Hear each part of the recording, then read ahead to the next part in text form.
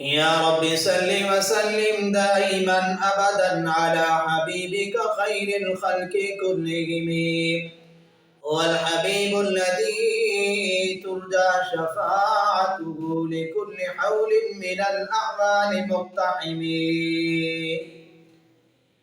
حاضرین و ناظرین، آج کا ہمارا درس، آج کا ہمارا سبق مکروہات نماز، جن چیزوں سے نماز مکروہ ہو جاتی ہے. کیا مطلب؟ یعنی نماز کے ثواب میں کمی ہو جاتی ہے. تو ہم ان چیزوں کا اپنی نماز کے اندر خیال کریں، اپنی نماز کو کامل طریقے کے ساتھ ادا کریں.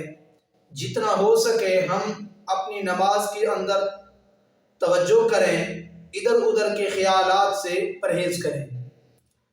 تو نماز کے یہ مکروہات ہیں، اگر ان چیزوں کو ہم اپنی نماز کے اندر لائیں گے تو ہماری نماز مکروہ ہو جائے گی، ثواب میں کمی ہو جائے گی. دیکھیے، سب سے پہلے فرمایا کپڑوں کو مٹی وغیرہ سے بچانے کے لیے سمیٹنا.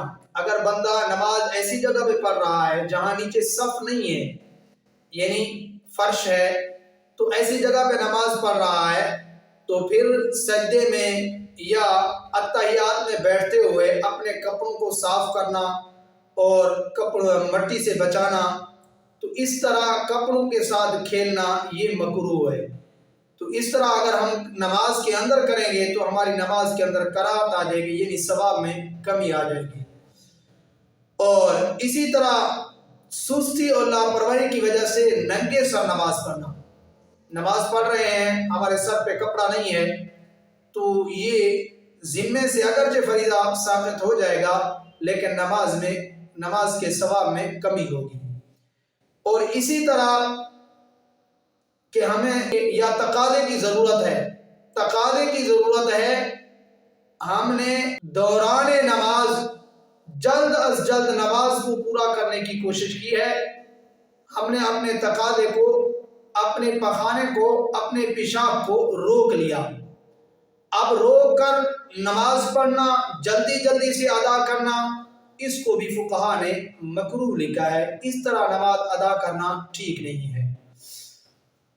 اور اسی طرح دوران نماز انگلیوں کو چٹکانا اور انگلیوں کے ساتھ کھیلنا، چٹاخے نکالنا، یہ بھی مکروہ ہے. اس سے بھی نماز مکروہ ہو جاتی ہے.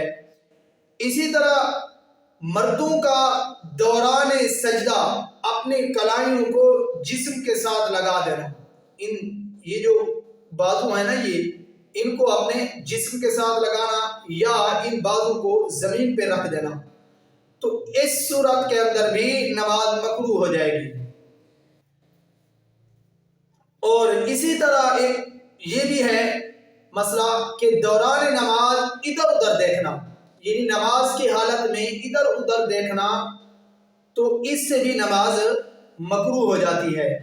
اسی طرح ایسی جگہ نماز پڑھنا کہ جہاں لوگوں کا راستہ بند ہو رہا ہو، یعنی مسجد میں اگر آپ نماز پڑھ رہے ہیں تو بالکل پیچھے جا کے نماز پڑھنا اور پھر جو نماز سے فارغ ہوئے نمازی ان کا راستہ بھی بند کر دینا. ایسی جگہ پہ بھی نماز نہیں پڑھنی چاہیے.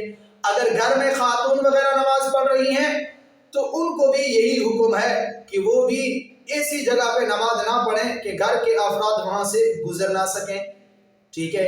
اور اسی طرح دوران نماز یہ بلا وجہ جمائی لینا اور کھانسنا، اس طرح کی حرکتیں کرنا یہ ٹھیک نہیں ہے. اس سے نماز مکروہ ہو جاتی ہے.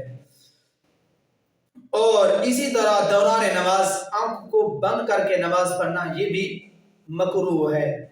اور یہ چند مسائل میں نے آپ کے سامنے رکھے ہیں مکروہات نماز، یعنی یہ چند مسائل ہیں. سارے کے سارے مسائل اس میں بند نہیں ہیں، اس کے علاوہ بھی مکروہ صورتیں آ سکتی ہیں، لیکن جو چند میرے ذہن میں تھی، جو میں نے اپنے مطالعے میں رکھی ہیں، وہ آپ کے سامنے رکھ دیے ہیں کہ ان چیزوں سے آپ دوران نماز خیال کریں، ان چیزوں کے بالکل احتراز کریں. اسی طرح دوران نماز خارش کرنا بلا وجہ، ٹھیک ہے، یہ بھی ٹھیک نہیں ہے. یعنی ان چیزوں سے آپ نے خیال کرنا ہے، احتراز کرنا ہے. ان چیزوں سے نماز مکروہ ہو جاتی ہے. حاضرین و ناظرین، یہ جو چیزیں میں نے آپ کے سامنے رکھی ہیں ان کا تعلق مرد اور عورت دونوں سے ہے، تو آپ اپنی نماز کو اچھے طریقے سے ادا کریں جس طرح کہ اللہ رب العزت نے آپ پر نماز فرض کی ہے، اور یہ اہم ترین عبادت ہے، تو اس کو سکون کے ساتھ خشوع خضوع کے ساتھ ادا کرنا ہے۔ دوران نماز آپ نے کسی چیز سے کھیلنا نہیں، اور جتنی چیزیں میں نے آپ کے سامنے رکھی ہیں ان چیزوں سے آپ نے اپنے آپ کو بچانا ہے۔ حاضرین ناظرین، اجازت چاہوں گا آپ سے، اگر میری ویڈیو آپ کو اچھی لگ رہی ہے تو آپ نے یہ مسائل، یہ جو چند فقہی مسائل آپ کے سامنے رکھے ہیں، اپنے دوست تک، اپنے بھائیوں تک، اپنی بہنوں تک پہنچائیں۔ اللہ تعالیٰ اس کا ثواب آپ کو عطا کریں گے۔ کل معروف صدقہ، اللہ کے معروف، اللہ کے پاک پیغمبر صلی اللہ علیہ وسلم نے فرمایا ہر اچھی بات صدقہ ہے۔